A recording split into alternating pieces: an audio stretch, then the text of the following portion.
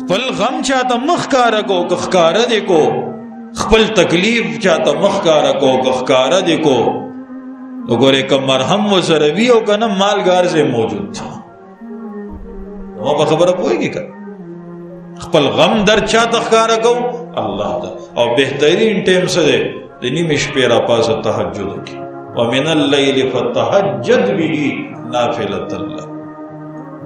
د نیمې شپې راپاسه الله ته جړه او فریاد کوه، خپل معاملات الله ته ښکاره کو.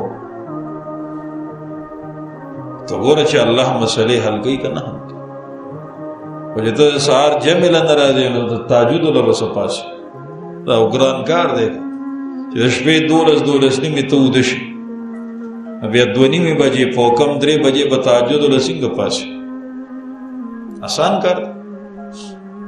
خو بعضې خلک شته هغوی ته الله اسانه کړې ده چې څنګه ټیم شي به سترګې کولو شي او پاسې.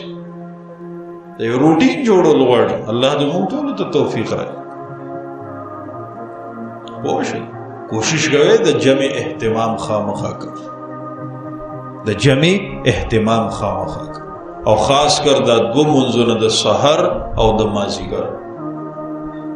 د مازیګر د مونځ باره کې خو راځي چې مونځ دې پرېغوستو د مازیګر، نو ګویا کې دنیا دې څه شو؟ تباه شو. او د سهار ډېر ټیم کې رزق تقسیمیږي د الله بنده، نو رزق تقسیمیږي او ته اوده پروت یې.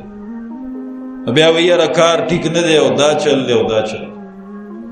په دې معامله کې سستی مه کوې چې یاره زه راځم او بچي مې اوده پراته دي. نه، د بچي څه مجال دی چې ته نیغې د لاس نه ونیسه چې راپاس.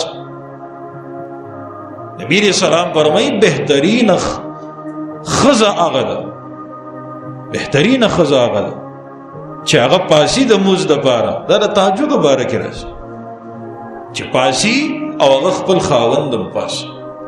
او بهترین خاوند هغه دی چې هغه پاسي او ښځه هم پاسي. بلکې د اوبو د ترمکیا اجازت هم پکې شته چې د اوبو ترمکیا پې وکړي چې راپاسي. بچی باندې ډېر مخ وګو چې یاره ټوله شپه غریب موبایل ته ناست و او پبجي ګیم یې کولو، خوب یې نه دی کړی. یاره خیر دی زه لږ بوده شي. دا سټ وله مات کړه. الله بنده چې بچی د 10 کالو شو، نبی علیہ السلام فرمایي تادیبي سزا هم وله ورکولی شي د مونځ په معامله کې. د 10 کالو بلوغ یې نه دی یاد کړی، د 10 کالو چې د 7 کالو شي په مونځ یې ودرو، او چې د 10 کالو شي نه کوي نو سختی پې کولی شي.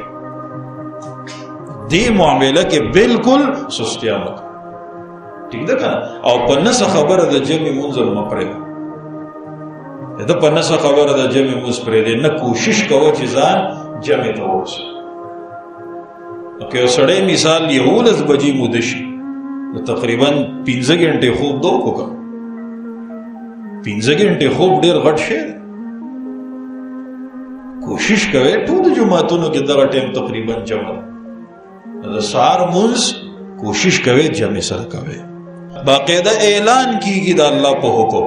څوک رزق غوښتونکی شته چې الله وایي زه ورله رزق ورکړم، څوک بخښنه غوښتونکی شته چې زه ورته بخښنه وکړم. او ته دغه ټیم سوال کې الله زما رزق کې برکت واچوي، الله ما ته بخښنه وکړي. الله وایي څوک شته، ته وایې الله زه یم.